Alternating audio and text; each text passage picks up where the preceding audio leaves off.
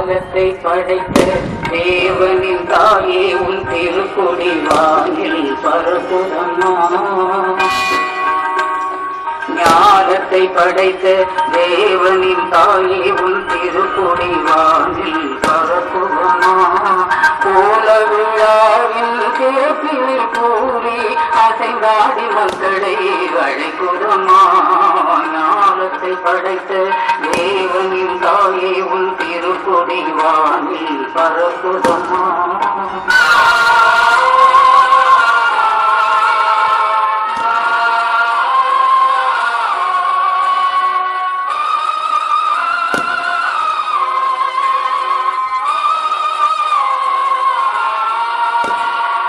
தன்னை உலகிற்கு தந்திட்ட தேவனின் தாயே உந்தன் நிழல் தேடி.